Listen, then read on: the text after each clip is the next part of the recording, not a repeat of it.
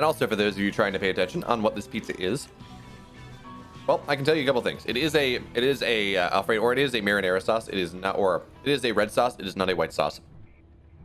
There is bacon on there. There is what looks like, I've been told it is spicy sausage. My girlfriend yells from the other room.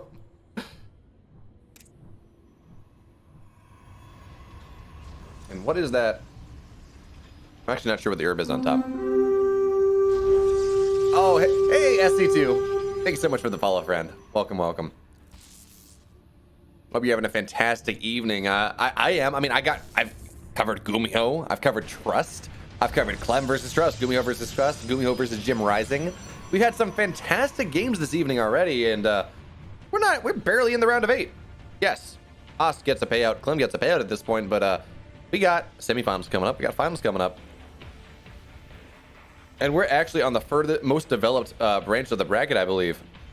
I think if we look down on DRG side of things, they're actually only just now getting into the round of... Well, like, maybe they're not, actually.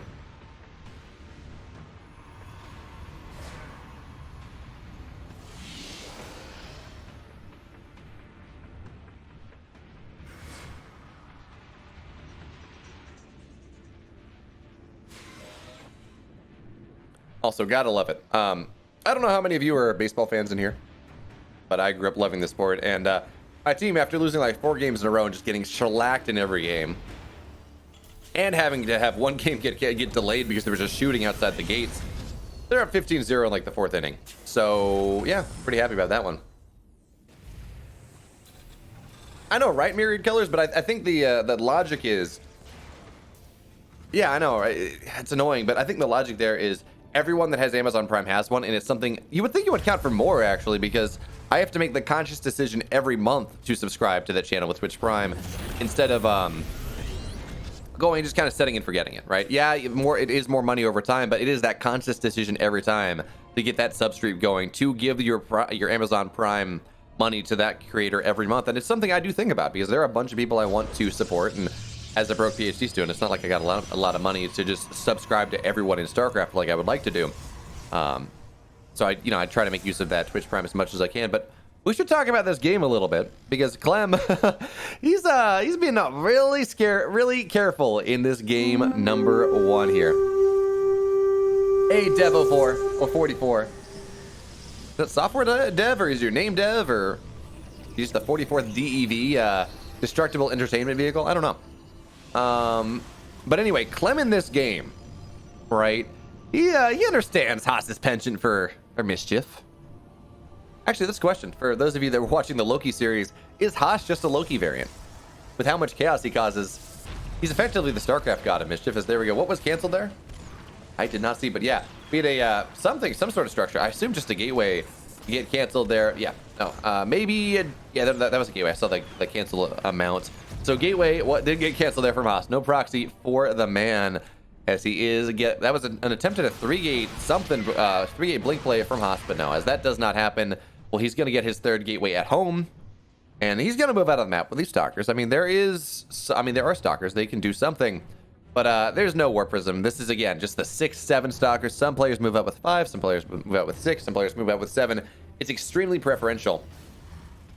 And while we're going to see Haas, again, move out on that, trying to find some damage. There is only 1 tank on the map for the time being. And actually, we don't have a second one in production here for Clem. A little bit ballsy, but I guess he feels safe considering that he was able to knock that pylon down, was able to knock that gateway down. And look at that. He's going to get the snipe on the Observer. The Cyclone even stays alive. There will be no blink into the main base from Haas. Not today. No, sir. Well done there by Clem. It's the little things. It's the little things that matter, and Clem has the small things in spades.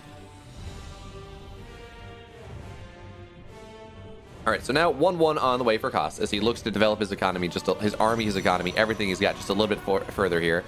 And he's got charge just about done, so he is going to stay on 3 gas for quite a while. Probably get a Templar Archives, go into charge that Archon, and just build this army that is intensely good at killing the 2.5 base Terran pushes. Now, Clem, he has his 3rd barracks underway. He already has 2 barracks. Stim just about done, +1 about halfway done.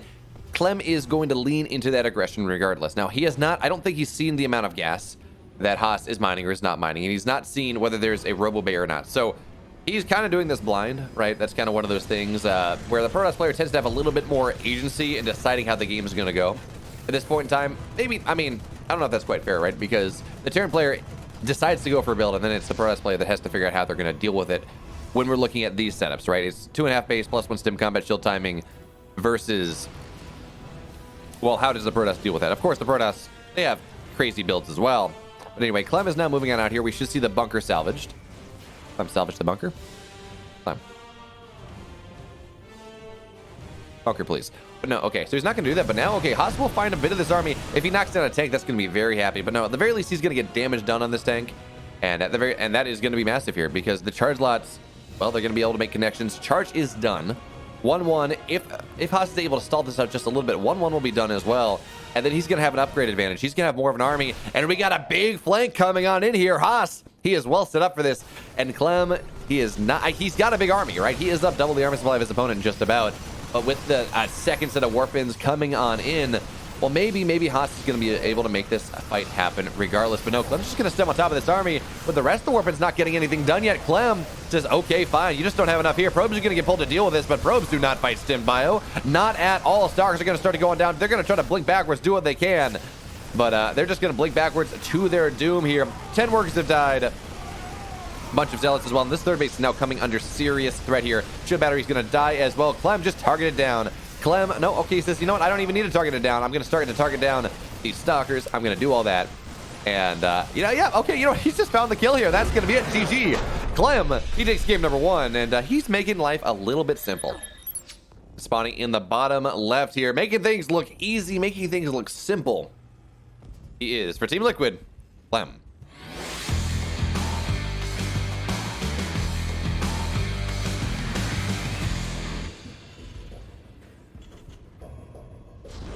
And his opponent spawning in the upper right in the pink. He's down 1-0, but, you know, the master of mischief himself. Do not underestimate this man from Taiwan. Put your hands together for Haas.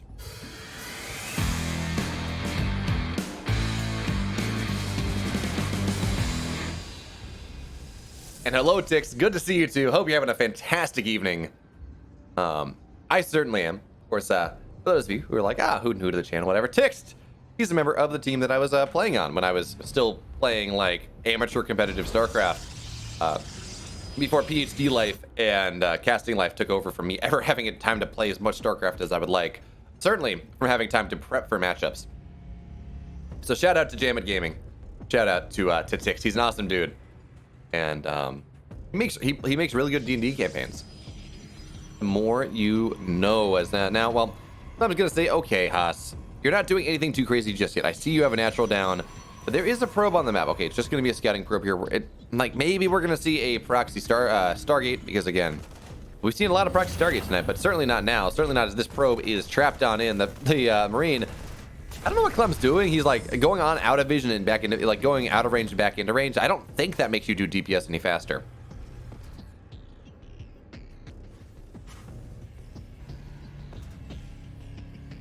Yeah, it's a 2-minute delay. Of course, if you're ever curious, I always put the delay in my stream title. You know, it's who's playing, what the event is, what the chat commands are, what the delay is. Here's the format. Makes life a little bit easier. As now Clem, he's just gonna just scout around him. What is that? Is that a probe on the map? It is. He does have warp gate underway, and it looks like he maybe is gonna go for something like he tried to do in game number 1. Or is this just for vision? I'm not sure, but on the flip side, though, Clem is going to go for some proxy starport alien drops in this game number 2. He killed Trust with it. Maybe he's going to be able to do the same thing to Clem or to Haas as well. Down up 1-0. He's got a map to give. And so, well, if you got a map to give, right, it makes sense. You do something a little bit more aggressive. It's something that is maybe a little bit more binary in its success. But Haas, that's a ballsy pylon. Oh, I'm sorry, never mind. I thought that was right outside the natural. I'm like, jeez, Haas, that's aggressive, but no. Pylon's going to go down just a little bit further out here, and the Marines are just going to try to knock down this Stalker, at the very least get some damage onto it. But of course, Stalkers, they do have longer range. They are slightly faster than Marines. So the micro is there. Haas, if he is on top of things, he should not lose that Stalker, and yeah, a couple Marines will go on down. But here's the thing. What is Clem doing here? Why is he taking this engagement, and realistically, he shouldn't win it? He's doing it to push Haas off of that position, so his Hellions can find their way on into the map. And actually, you know what here? With the 2 gates going down, this is going to be 4 gate aggression from Haas. I'm sorry, 3 gate aggression. Oh, but CLEM is going to be able to knock that Adept down. Rather nice.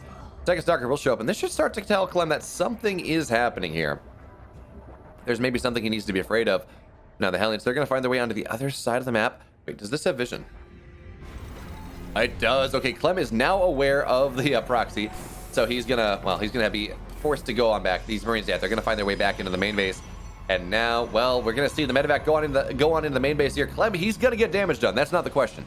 The question is, again, 4 gate aggression here from Haas. The question now is whether Haas can do commensurate damage, because we're going to see a recall go on in. So many Stalkers are going to go on home. 8 workers have died. That is the bare minimum that CLEM wants to get. As, well, in this game, you know what? No, not in this game. This is putting CLEM in very good stead because, well, Haas has cut workers to make this push happen. This is 4 gate blink, right? And CLEM only bought 3 Hellions, not 4. So with all that being said,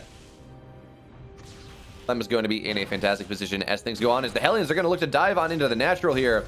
Oh, line them up. 4 more workers go down, and oh, 1 more shot. CLEM, he gets 9. He gets 9 here, and oh, Haas.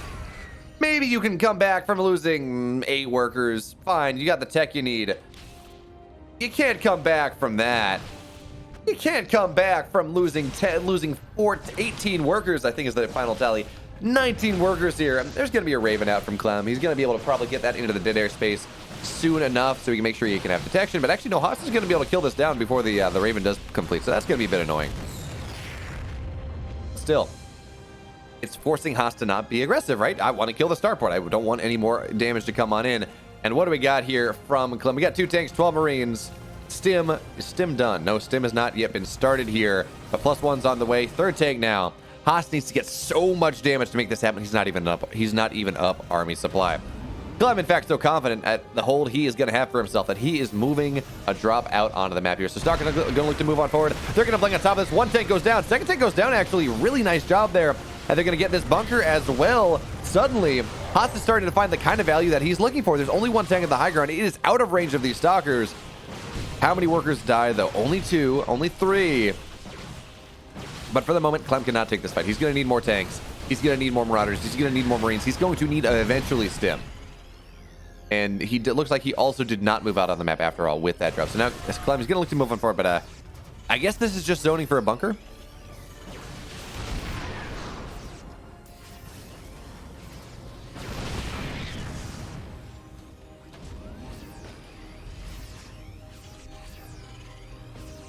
So I was getting a little bit worried there for CLEM for a second, right? It looked like Haas had what he needed. He got 2 tanks, he got in the bunker, but that final bunker on the high ground and the SCV pull just in time meant that CLEM had just barely enough to make sure that he did not die. And now look at where we're at, right? That was when Haas was like equal in army supply, maybe a little bit ahead, maybe a little bit behind as things went.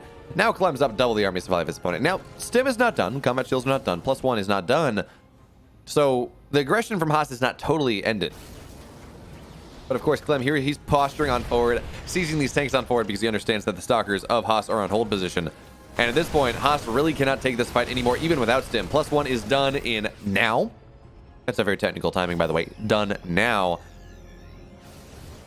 And the tanks are going to siege up even more. Haas continues to warp in aggressively because he understands that if this push finds its way to his base, he is deader than a doornail. So he's going to try to do what he can, owning the high ground, putting some zealots on top of the army. And with these force fields, he's actually going to be able to take a fairly good fight, but CLEM, he's just going to scan the high ground. He says, okay, I know what you're up to. But still, that supply gap, we're going to see this update in a second, but it's shrinking just a little bit. It's still there, but it is going to shrink.